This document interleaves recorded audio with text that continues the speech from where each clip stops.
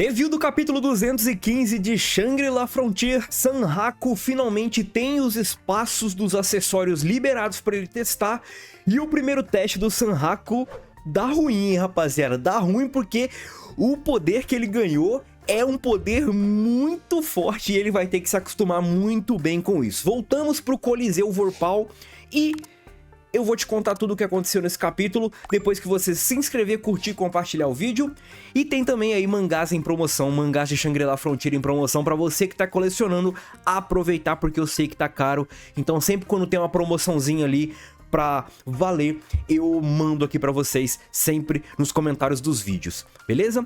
Então vamos lá, porque nós estamos na loja da Irmãzona Efuele e essa coelha, ela fala meio que de forma bem peculiar. Acho que é fácil notar que ela tem ali um tom verbal, um tom de voz bem diferente e ela usa sempre esses cacoetes aí pra falar com os outros e nem sempre você sabe se ela tá te tirando ou não. E isso deixa o Sanraku um pouquinho mais desconfortável e tudo mais. No entanto, nós temos um início do capítulo focado em uns bonecos. Meio que bonecos de pelúcia, e eu até acho que talvez poderia ser talvez até referências de possíveis próximos bosses. Não necessariamente monstros únicos, mas próximos bosses. E não é bem isso, tá? Pode ser referência, mas tem um motivo de o porquê que mostrou isso aqui no começo do capítulo. Agora que a Efuele e o Sanraku já se conheceram, o Sanraku ele fala sobre os espaços que ele precisa desbloquear. E esses espaços, para Efuele, são chamados de Fenda da Alma. Eu não sei se todos os líderes de loja de acessórios, eles têm um nome específico ou eles falam Fenda da Alma, porque a própria Efuele, quando ela vai fazer o processo de abrir novos espaços ali para o Sanraku usar novos acessórios, ela usa um método que é dela. Não sei se tem um nome específico para cada dono de loja de acessórios, mas ela faz o processo, ela entende que ela precisa ver de fato se tem esses espaços para serem desbloqueados. E sim, o Sanraku, ele tem sim a Fenda da Alma para ser desbloqueada no momento. No caso, ele tem 4 espaços. No entanto, vale pontuar que ele já tem um sendo ocupado. E esse um que está sendo ocupado, se eu não me engano, ele está sendo ocupado pela inventoria.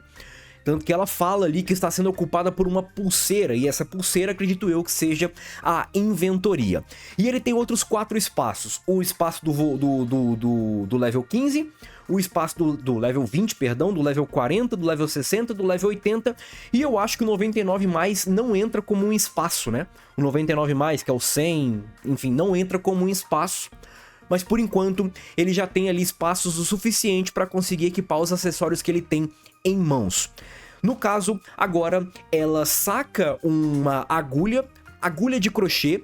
Bem legal que os bonecos que ela faz ali na loja dela, os bonecos que são mostrados no começo do capítulo, são bonecos que são feitos por ela mesma. Só que cada boneco vai ter um efeito, vai ter um apoio dentro do personagem que ela vai afetar, né? Que o boneco vai afetar. Um vai regenerar estamina, outro deve regenerar ataque, outro deve regenerar vida, deve aumentar a velocidade. Acredito que esses bonecos atuam dessa forma em cima do player. E esse processo de abrir a Fenda da Alma é bem legal, porque quando o Sanraku abre a mão e ela começa a mexer na mão com a agulha, sai 4 espaços mesmo ligados à agulha e ela meio que puxa esses espaços. Muito interessante isso, e com esse procedimento sendo concluído, o Sanraku agora consegue usar 5 acessórios, lembrando que um deles já está sendo usado, que é a inventoria. Os outros 2 que ele tem é a capa e a luva.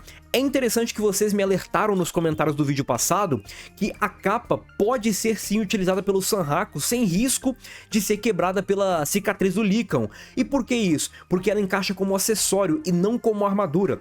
É mais ou menos quando o Sanraku vestiu aquela túnica de fantasma, que ele ficou parecendo um fantasma lá no meio da cidade. É mais ou menos aquilo. Ocupa o corpo inteiro, mas é parte da cabeça, é um acessório da cabeça e não do corpo. Aqui é um acessório, não uma armadura.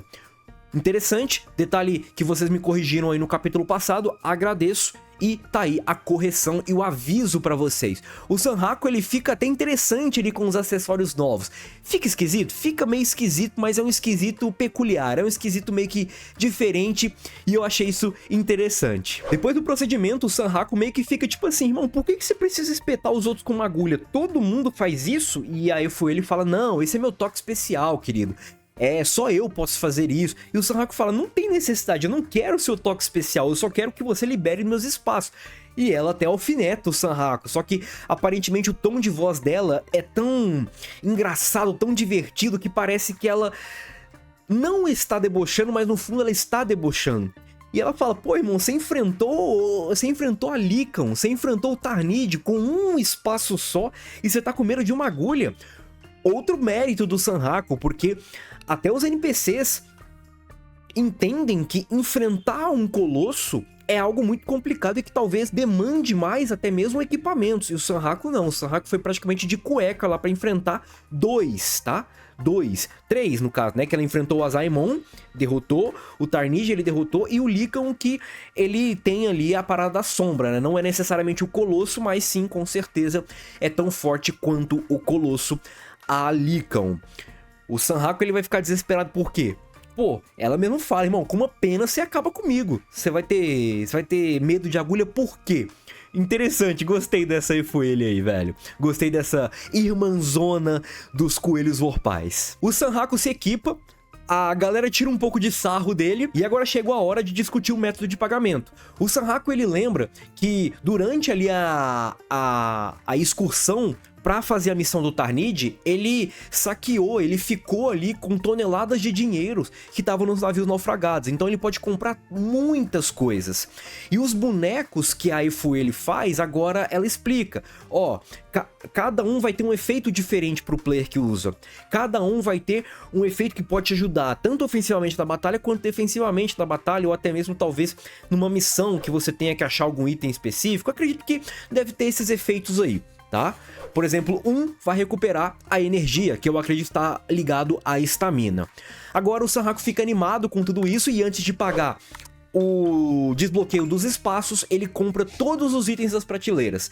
E a Efuele, obviamente, dona da loja, gosta dessas pessoas que chegam lá e compram tudo. Agora o Sanhaku tá bem maquinado e certamente ele quer testar e ele fica se perguntando, pô, onde eu posso testar isso? E depois de mais de 200 capítulos, acredito que nós não voltamos lá depois daquela primeira vez, né? O Sanhaku ele volta pro Coliseu Vorpal. Madre minha, incrível. Que apareceu lá no capítulo 13, 14, quando o Sanhaku tava naquela rotina de treinamento ali, onde ele tinha que enfrentar vários níveis de treinamento dos coelhos vorpais, e no final ele enfrentou aquele mago de madeira convicto, onde ele não podia matar, ele tinha que fugir durante 5 minutos, 7 minutos, que o Vashti mesmo avisa pra ele, né, olha, você não vai conseguir derrotar esse camarada do jeito que você tá, então, só foge aí que eu vou dar uma colher de chá pra você. O Sanhaku ele vai treinar lá. Eu até falei no vídeo passado sobre a minha dificuldade em entender alguns efeitos. Eu até acertei depois que eu vi a tradução mesmo, e vocês também me corrigiram nos comentários, eu até meio que não viajei demais nos efeitos, tá? Mas tem algumas coisas que o próprio Sanhaku não entende muito bem como funciona, como por exemplo o próprio Overflow. No entanto, eu vou deixar as luvas para depois porque a capa ele não vai testar. Inicialmente o Sanhaku entende que aquela capa pode atrapalhar ele um pouco. Ela é um pouco pesada e talvez o estilo de jogo dele pode ser atrapalhado por conta da capa, meio que limitar talvez alguns movimentos que ele possa fazer. Então a capa ele não vai querer testar, ele vai querer testar as luvas. E as luvas é onde mora o problema. Vamos entender os efeitos da luva. Primeiro de tudo, o Overflow. O Overflow ele também não sabe de fato o que faz. E a luva tem dois efeitos. O primeiro tira 50% do restante do seu HP. Ou seja, se você tem 5 de HP, você vai perder 2,5. Se você tem 6, você vai perder 3. Se você tem 10, você vai perder 5. Se você tem 100, você vai perder 50. É sempre o HP que tá valendo na sua barra, não o HP total. Não é um grande benefício, mas dependendo talvez até mesmo das pessoas que usam esse tipo de equipamento, pode valer. Já que você não vai resistir a nenhum golpe mesmo, é interessante você conseguir finalizar a luta em um HK, por exemplo, e talvez equipamentos que deem esse tipo de debuff pode proporcionar isso, afinal de contas são equipamentos que vão te buffar bastante, mas tem uma consequência bem grave. Isso é uma maneira de equilibrar os jogos, acho que isso é comum. E outra habilidade que eu tava tentando entender, e agora ficou mais claro, é a questão do aumento da sensibilidade de movimento. O Sanhaku entende que ele vai ficar mais rápido e de fato, sim, ele vai ficar mais rápido e ele quer testar, porque de fato a velocidade vai auxiliá-lo nos combates. Além disso, a luva, ela causa efeitos no oponente também, como efeitos, por exemplo, de eletroconcussão. O oponente vai ficar meio que paralisado, seria isso. A questão é que quando ele ativa a luva, ele começa a sentir o corpo dele inteiro vibrar. O corpo dele inteiro parecer que é uma energia pura. E essa energia faz com que ele se movimente com muita velocidade, com muita precisão. Só que aí é o problema. Ele não controla muito bem isso. Ele não entende como controlar de fato toda essa velocidade, essa capacidade que ele adquiriu com esse novo equipamento. E nós temos agora uma mudança de cena, onde a Bylak e o Aramès, eles estão ali na forja e tudo mais. A Bylak tá até trabalhando ainda nos novos itens do Sanhaku, ou até mesmo em consertar os itens antigos do Sanhaku. E ela meio que escuta uma explosão e tudo mais. E pra mudar a cena, ela manda o Aramès embora. O Sanhaku agora talvez seja o motivo da explosão que ela tenha ouvido, porque, afinal de contas, ele morreu. E ele morreu como? Ele bateu em alta velocidade na parede e é uma pena de morte. Tanto que a gente pode ver aqui todos os status temporariamente reduzidos porque o Sanhaku morreu.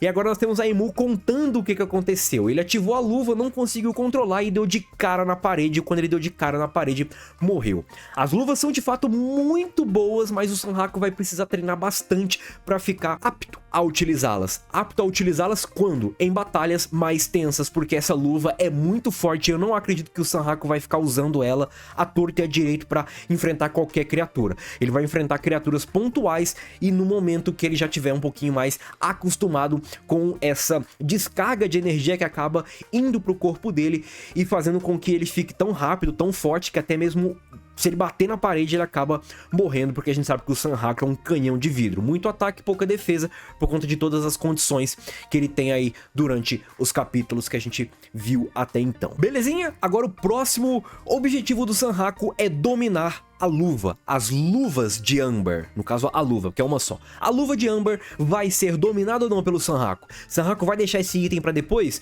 ou ele vai querer resolver tudo isso agora? E como a luva pode ser importante pra derrotar, por exemplo, o próximo colosso que é o Sigmund? Segue aí, tamo junto e é nóis. Fui!